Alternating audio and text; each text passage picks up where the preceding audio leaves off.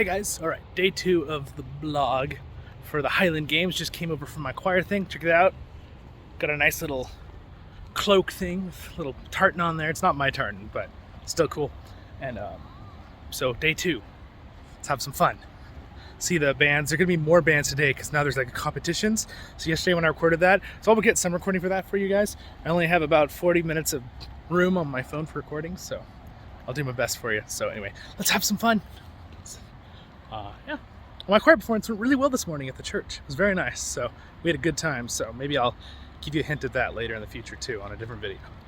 All right, I got a breakfast. This is a veggie pasty, delicious inside. And then this is like a sausage wrapped in a hard-boiled egg. They're wonderful. A Scotch egg, wonderful, yummy. There's the place, by the way. You should definitely check it out. I'll link in the description. All right, they're doing the hammer throw. There we go. Hammer throw. Watch this guy, it's gonna be cool. So this is the Highland games with the hammer throw.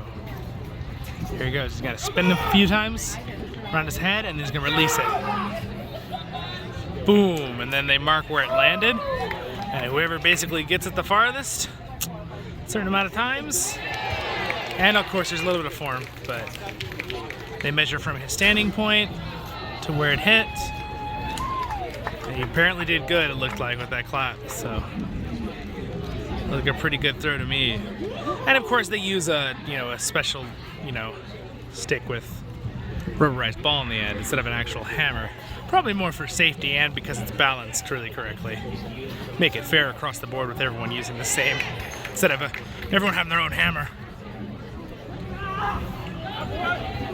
All right. See, he did good. Wasn't obviously as good as the other throw, but he still did good. Anyway, this is the second day. I didn't see this part yesterday, so it's fun to see it again. We're gonna go see the sheepdogs here in a minute.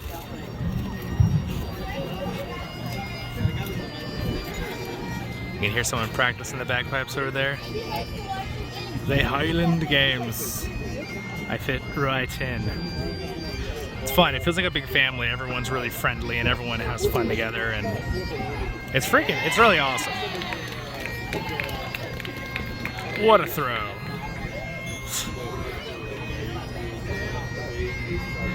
All right, we're here watching the collies. So he's going to use the ocean's right there, like right over on the other side. He's telling us about their history, and there's the sheep.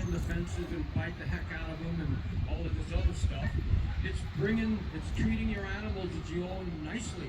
Gonna make it a wide angle so you guys can see everything. Bring them back to the barn quietly. There's no reason to fight them. That guy at the far end is talking right there. So we're going to show you today how we kind of achieve that stuff. So what I'm going to do first is show you, I'll explain first real quick how this works. This is the prey-predator drive. The natural instinct for a prey animal, sheep, or let's say antelope, is to move away from anything unlike themselves. The natural instinct of a predator, the dog or the lion, is to go to prey animals. So what we've done is we've taken that desire for the predator. It's fun, you can hear the waves and the wind and the bagpipes in the background. Do it correctly and not just bust through. Hence why it's called the Seaside Highland games. In everything in life, we all have what we call a bubble, a comfort zone. It's a safe distance that if something's coming at us as a threat, we can run away. It's how the antelope live in the same field with the lions. As long as the lion stays far enough away, they can escape if the lion turns and starts to come in on them. So, it makes sense to us as trainers, if we want to teach our dogs, the very first thing we have to teach our dogs is that if you run at them, they're going to run away 180 degrees. You have to do all of your movements outside of their bubble so that they don't care that you're moving.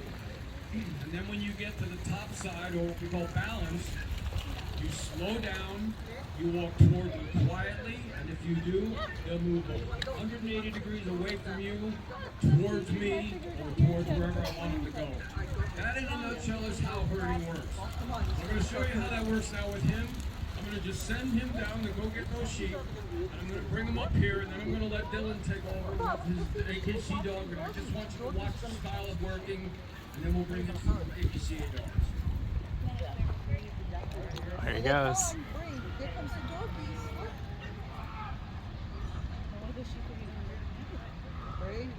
Look at how good he heard. Look at how good he heard that. I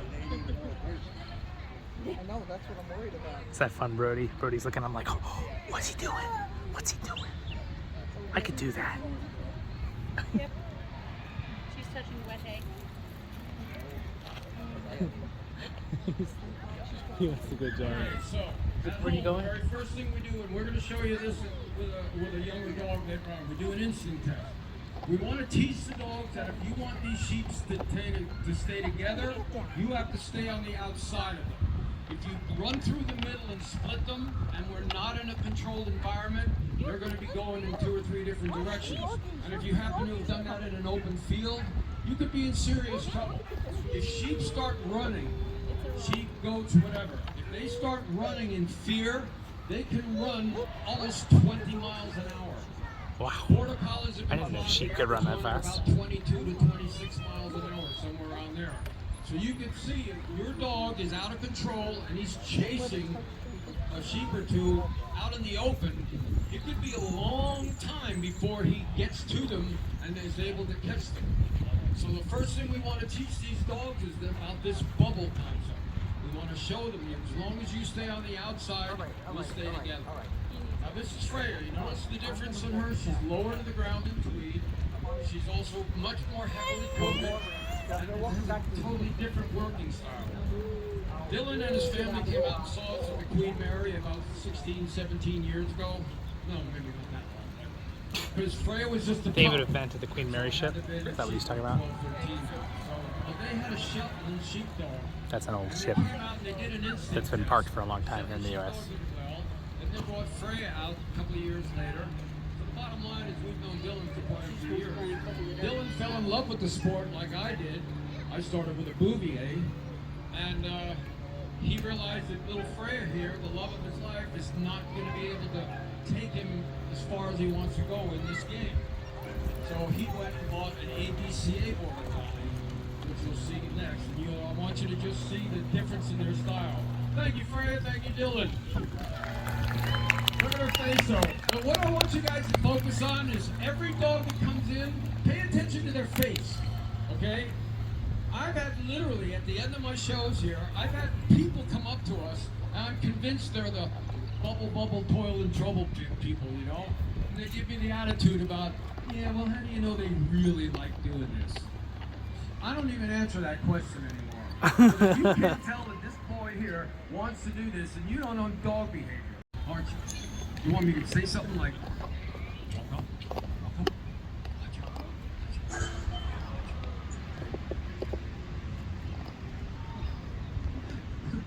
that's proof right there. What do you need?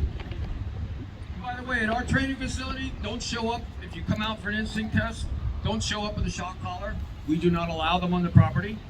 Don't, if you're working your dog and we're working him and you take over and he does something wrong, you better not lift him off the ground by his choke chain. You better not kick him. You better not do any of that stuff or you will never train with us again. We don't believe in that kind of training. What's the best way to punish this dog right here? Knowing he wants these things more than anything, take him away from his candy. It's simple as that. And go one step further, which is what I love. And this is after, of course, you kind of got a bond with your dog. Tie him to the fence, go grab another dog, and work that other dog real close to where you just tied your dog. And talk like this to the new dog. I love you. You're my favorite. Oh, I love you. You're such a good girl or boy. And then you look over at your dog over there that you tied out and they say, "You tweet." Yeah. And he goes, "Oh," and they put their ears back and they go, "Oh God, don't do that." It's like when my dad was a New York City police lieutenant. I grew up in Manhattan. The worst thing he could tell me as a kid growing up was, "I'm so disappointed." Oh, don't give me that disappointment thing. Smack me or something. Don't give me the psychology thing. That's what we do with the sheep, with the dogs. You don't have to get physical. The point I'm making here in all seriousness now, there's too many trainers out here that are training with the old fear method. Ooh, Beat beautiful them up mountains back there. until they're afraid of you, and then they'll do Beautiful what you're place. asking them to do. And then you have a dog that every time you say something to them, they go like that. Because they're expecting that, you know? It's not how we work. So anyway, that should be visible today, the one you watch these dogs. Okay, up next, another example of an ABCA dog. Now look at the difference in this dog's coat.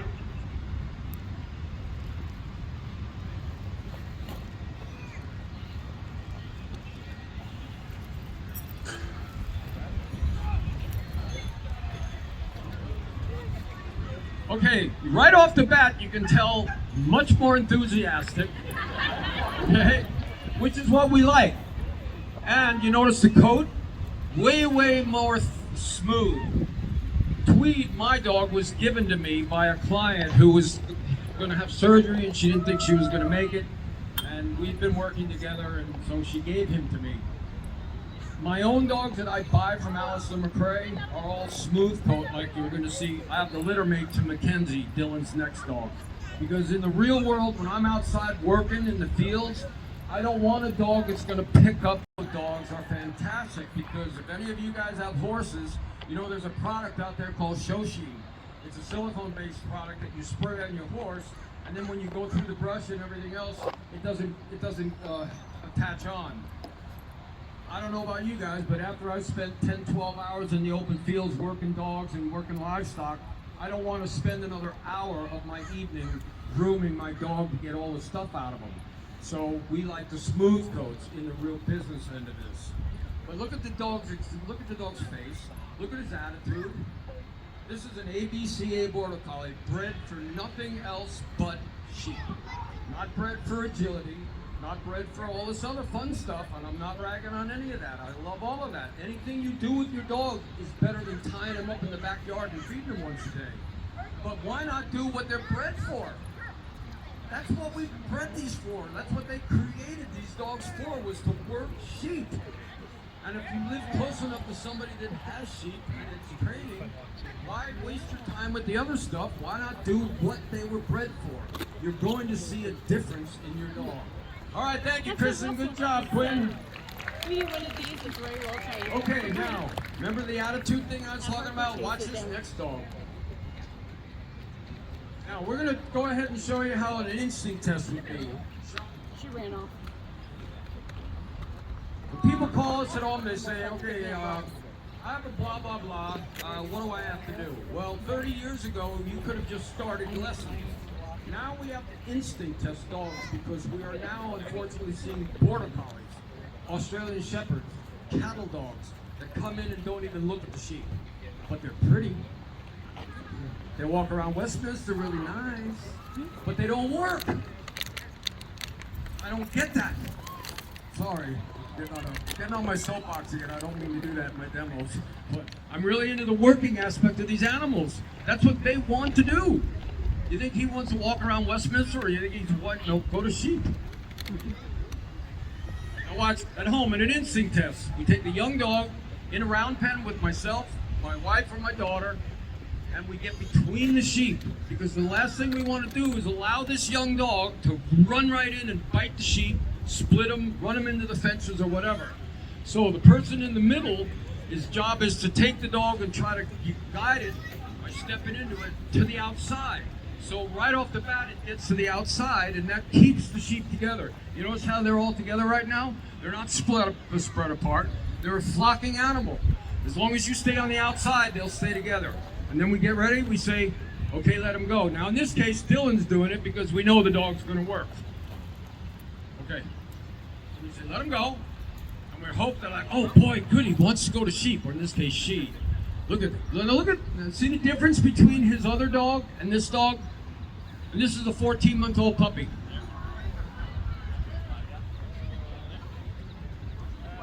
And I know this line real well, because this litter was bred by our working vet, Beth Stolze, who's our equine vet, and also an ABCA lady. She had this litter, and Dylan was ready for a new dog. He was ready for a more serious one. So I said, hey, I'll go with you. I'll introduce you to my vet, because he didn't know her very well. And I'll, blah, blah, blah, blah, blah. I knew we were going out. She's a good vet. puppies. So what did Hey I guys, do? that's the I same told vet my that wife, Freddie I think you has, should come our with me, mini horse. because I'm afraid if I go alone, I'm going to come home with a puppy. She travels I didn't want around a another lot puppy. in Southern California. Tweety's Dang, gonna it's a be big my last area. dog. He's 11 years old. I kind of want to retire and just like relax. So what does my wife do as soon as we get there? She picks up this adorable little thing that I named Sailor. So we had to drive all the way I here. used to live on a sailboat. And Oh, you want to say hi, she Brodie? hands her to me. Have any of you ever picked up an 8-week-old puppy and held it for a few minutes and then put it back? Well, obviously I didn't, so I now have a puppy to train. Thanks, hun. She just stands there smiling. Her dog's 5 years old already. He's already trained. By the way, so there you go. That's how the instinct test would be. All right, look at that puppy. Look at that puppy.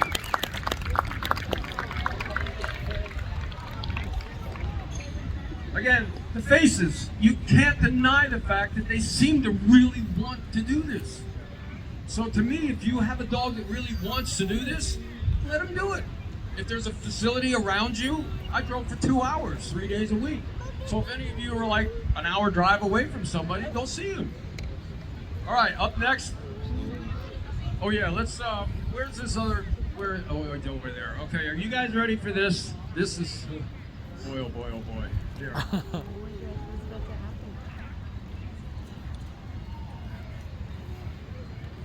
I didn't see this little dog before at the first show, and my wife came over and tapped me. She's just walking out to me. She never comes out to me when I'm on the microphone like this. She comes walking out to me, and as any dutiful husband would say to himself, what did I do wrong? We have a wonderful relationship as long as what did I do wrong? But I get the last word in every time. It's always yes, dear, or whatever you say, but it's the last word. So anyway, she comes walking out to me and says, look over there. I think there's something alive. So I walked over here and I realized, oh my God, it's a puppy. It's a Malinois puppy. Oh, you want to come back in again? Okay, hold on.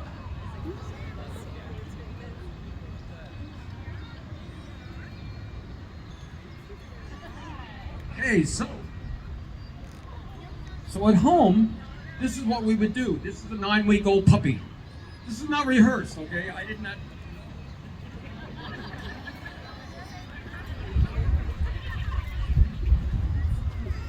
You guys are a little puppy.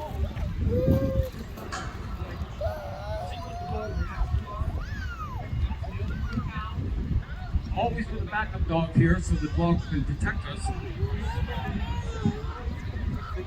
Usually not on a microphone.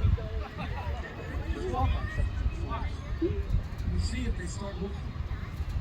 Like Its little tail's wagging. It's like, let me at the sheep. Let me at the sheep.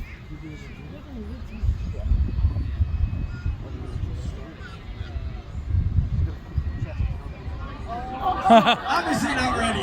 It's like, mommy. We don't push.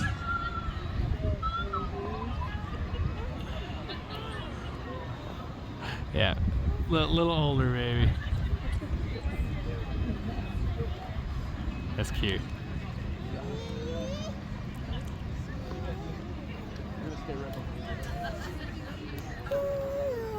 That gives you an idea of what an instinct test is like. But normally we don't do them that young. Now with an ABC Border Collie, He said they normally do it when? Mackenzie? What age? and my litter mate Sailor, we brought them home that at one 8 was weeks. 14. First thing we did is we came right to our 7 house weeks? Oh, okay. and we put them in with the sheep, and both of them went to the sheep. That's the difference of the breeding. Our pups were bred specifically to go to sheep. And so at 8 weeks old, they didn't want me to hold them. They wanted me to put them down, and they started running after the sheep. But we always have a backup dog with us, because without one, the sheep might just look at that puppy and come over and stomp it. And then what happens to that pup? The confidence goes down the tube, and the little puppy that thinks, yeah, that's right. Yeah, you better get moving. when they don't move and they come this way, what happens to the confidence? It loses, and it can take you 6 months to a year, and possibly never, to get that confidence back. You got to understand what enables these 40-pound dogs to move a 1,200-pound cow or 250-pound Rambouillet wool sheep is the fact that they think they can take them, and so they just walk up with this presence that goes, that's right, get going. But what happens is if the sheep don't move and the dog got knocked over, the dog goes, oops, and tries it from another angle. Sheep don't move, they go, whoops, and the dog says, okay, that's it, I'm done. I'm not doing this anymore. All because you started the wrong dog off in the wrong foot. So, at home, my recommendation would be to her, she's from San Diego, I'm gonna try to find her a trainer I know down there. Tell her, at around 4 or 5 months, take the dog in for a test, and just bring it back maybe once a month after that and see what it does, all right? But again, the test will be at our place, let's say, would be in a 60-foot around pen, controlled environment with only three sheep and Tweed, or Chandra's dog or my daughter's dog. But anyway, that kind of gives you an idea of what we do. If that little puppy had turned on, then we would have just stayed real Send quick. Brodie in there. We would have had the dog. He's so big, I don't think we're gonna hand him over the that type of fence. thing. Just make sure that Tweed was close to the puppy. Right? Brodie, So listen she to me, like, didn't what? think about coming back on the dog. Anyway, cool. That was an unexpected surprise for us because we don't get to do that very often at Kinship Voice. So anyway, all right. So one more dog. This is Stella. Stella, the stellar dog. Just kidding. I got to give the microphone back to the athletes pretty quick. All right, this is Stella. Stella's going to show you how we teach the outruns. Oh, they People only always have one ask me, microphone. if the sheep are 400 yards down the field, how do you teach your dog to go get them?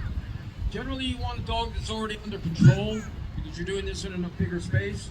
But if they won't stay, if you can call them off and things like that, that's what's important. But if they won't stay, then you just have somebody come in and hold them.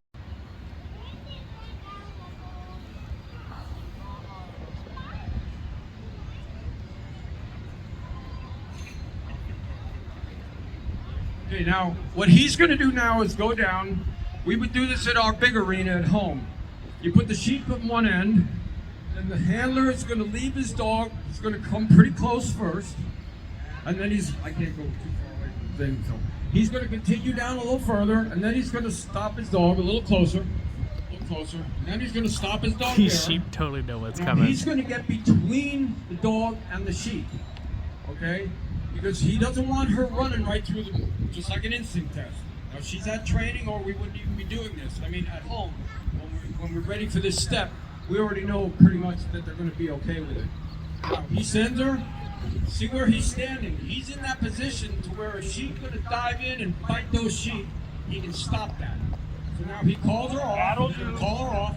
He's going to walk back here to the same place that he was, and he's going to send them on the other side. And you'll do this time and time and time again. Now we're only going to do one more because we're running a lot of time here. Now he's going to go back again. Same thing. When she does it perfectly at this level, 30 yards from the sheep or whatever, he'll move 10 yards back to 40 yards. And then he'll go to 60 yards, and then 100 yards, and so on.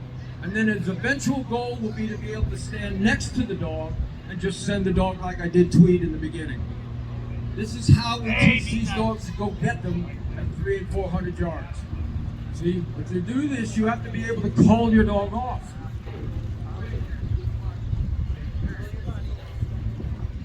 Amazing sheep herding. They're so good at it.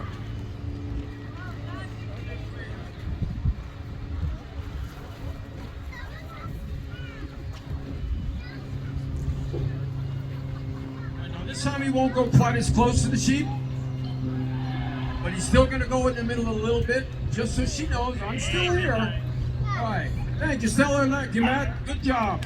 And that's how we do that. We do it over and over and over and over. All right, you guys have to understand. This dog's Dogs so are good how it creatures just of waits back there. repetition. They learn amazing. by doing Never stuff over and over disobeys. and over. He brings that dog the last few years too. So if what you're doing over and over and over is correct, then you should be training your dog properly. Okay, up next is Kristen with a rescue dog. Now normally we only work with the Border Collies and the Bearded Collies, dogs from Scotland. This is a mix. We think it's a cattle dog border collie, but because it's a rescue that she's fostering, Kristen's been with us for a long time. She works for Best Friends and doesn't work for Best Friends, but she does volunteer work for Best Friends. And she's always bringing us rescues to test. Well, she's been fostering this one.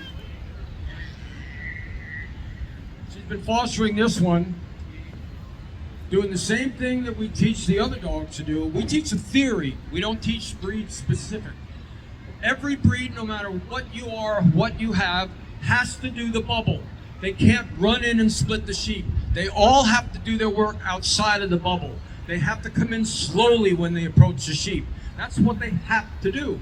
So it doesn't matter if you have a German Shepherd, a cattle dog, a Bouvier, a Rottweiler. They're all herding dogs. They have to do the same thing when they approach the livestock.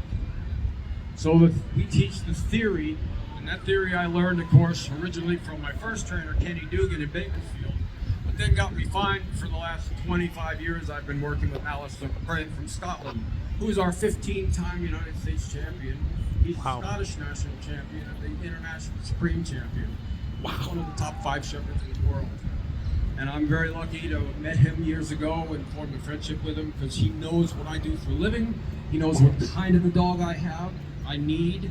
So when he has a litter of pups that he thinks might suit me, he gives me a call and says, hey, you might be interested in the litter, that type of thing. So anyway, this is a rescue dog. When she first brought this dog to us, couldn't touch this dog. The dog would have bit your hand off. This dog was abused, beaten up, basically thrown away because it was unhappy. It wasn't working livestock, and so it was getting into trouble. And so when the working dog isn't doing what they were bred for, they find their own work. Most of the time it's innocent. It's flowers, flower garden, it's your couch, or the newspaper, but sometimes it turns into aggression. And that's how this pup was. She was pretty nasty when she first started. Now she goes everywhere off leash in the class. She says hello to everybody. She gets along with all the dogs now. And it's all because that one's getting some water. Bringing her herding. She's not going to behavioral specialists or anything else. She's just allowing this particular dog who she's fostering to do what it was bred for. And the problems that it was displaying seem to have gone away. And so that makes me feel better than how much this dog learns in herding. If we can take a pup that has issues, that wants to fight, wants to destroy, or whatever, and through a series of lessons and months, we can change that dog's demeanor to where it's a nice, friendly pup that can go everywhere with you. That's a heck of a lot more important to me than how much they learn in herding. So we're going to still, of course, continue to work with this dog and teach her everything we can, but the bottom line is she can now go to a home and be trusted. She can be outgoing, and that's worth everything. So anyway, thank you, Kristen. Good job, Luna. Look at her face. Look at her face. God, it's just the coolest thing. Okay, up next is our whoa! No, they don't like doing this. No. They don't like doing this, do they? It was like, I'm not done. Judge. That was funny. Now listen, by the way, that was a good point she brought up. At home in training, we use a command, and if any of you guys saw the movie Babe, of course, a while ago, they use the term there, that'll do pig, that'll do pig. That'll do means to the dog, cease whatever you're doing and come over to me. Don't sit in front of me like an obedient dog in AKC, an obedience trial. Just come around my general area because we may be leaving those sheep and coming over to this pasture to work the cattle. So it just means come around me, the that'll do command, okay? But what happens is, if you say that'll do, and every single time the dog is obedient and they come to you and you take them away from the candy store, what do you think's gonna happen after so many weeks or months? They're not gonna start coming to you because they're gonna figure out, they're gonna take me out of here again. So I'm gonna be disobedient today and I'm gonna let her yell at me, but I wanna keep working. And so now you're starting to develop a dog who's not as trustworthy because you're not understanding that your call off can't always be a punishment to them, which is in their eyes, I'm done. So what we do is about every 2 or 3 times, we head to the gate and we say, you wanna go again? and they go, and they get all excited again because they thought they were done. You come back, you give them another 30 seconds or a minute of work, then you call them off and then you leave. And if you do that every so often, they won't associate being called off negative behavior. So it's just little stuff you gotta do as a trainer. Okay, the next dog up is him. He came from Alistair McCrae, our friend from Scotland. This is my wife's dog. My wife has been working at the LA Zoo with the California Condors for nearly 30 years. She just got back from a month in South Africa, helping over there with the bearded That's so cool. recovery program. Because of what she does here, because of her expertise, she's wanted pretty much everywhere. We travel together and attend the European vulture conferences. Last one we did was in Algarve, Portugal, which happens to be right next door to Porto, Portugal. And you know what Porto. One of the condors too, by the way, was in the rings. Good My place to stay for subscribers 4 days. was an endangered species that is not nearly as endangered as much anymore. It might have been removed on the list of endangered, but they still work with a lot of them. They're What kind I'm of trying to do is lead the sheep down below, down to the other end. kinda like a vulture, but much larger. Sending both dogs, one way and the other. It's a Californian bird. They're like pterodactyls. Not exactly, but they're huge. A lot of monstrous animals. Look at how good this dog is.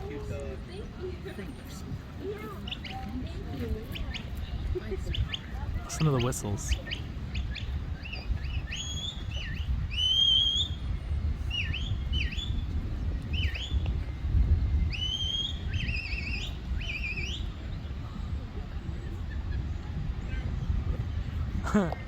Now they're just all staring at Brodie. So Brodie is like right behind us, and they're all staring at Brodie like, wow, what's that dog doing right there? Is he gonna come after us next?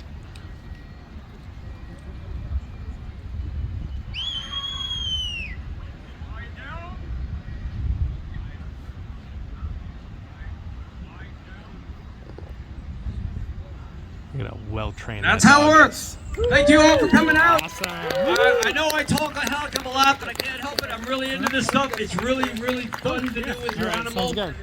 Hopefully you guys have all answered that question that I asked you in the beginning. Awesome. I hope there's no one out there that thinks we beat these dogs, we make them do this against their will. Nope, they I love think it. it should be pretty obvious that every one of these dogs you saw coming out here today couldn't wait to go do something with these sheep.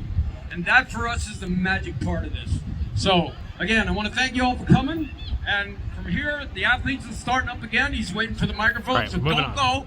All right, so we just talked to the guy for the sheep herding. His name is Ted, and he's got a card here. I'll show you it. If you guys are curious, I'll leave a link in the description too. And we're gonna bring up Brodie. See if Brodie wants to sheep herd. He said he was really excited to see if Brodie will enjoy that, so that would be fun. There's the card with the info. You guys are curious. Look at, they got some horse barns here. They're doing the Highland games and someone's practicing over there. Brodie and his little animal service thing. Hi, Brodie. He's got his Scottish thing on. He's the star attraction. Everybody loves him when they walk by.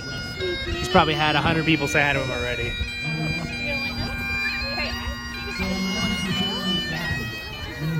See, everybody likes it. So I was walking by the Highland games. We're not going to actually go and watch any more of the games right now, but this guy threw a hay bale and it was already like super high the thing, and he just threw it just woo right over it. It was crazy. It was such a good throw. I just saw it from far away and was like, dang, that was a pretty good throw. Anyway, so I'm gonna beeline it for the exit because I had a long day, already my choir thing, and yeah, but that was a blast. And they're gonna do their little rock band here again, so had a super fun time at the Highland Games. Here's all their clan things. So these are all along the streets, all around.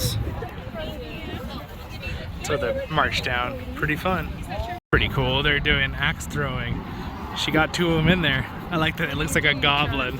Yeah, they got archery. It's pretty cool. Pretty cool. We did archery on our channel though. All right, let's see if this guy can get an axe throw. That girl is like gonna go do 2 of them. He's teaching them how. You guys think he'll get this one? He doesn't know he's being... Hey! That was pretty good. You can hear it. I don't know if you can hear it in the video, but I was like, bonk. Ooh. Oh, I mean, that one went in.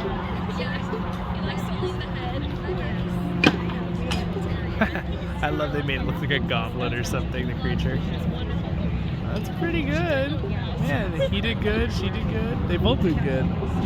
Impressive. Well, we had a fantastic second day.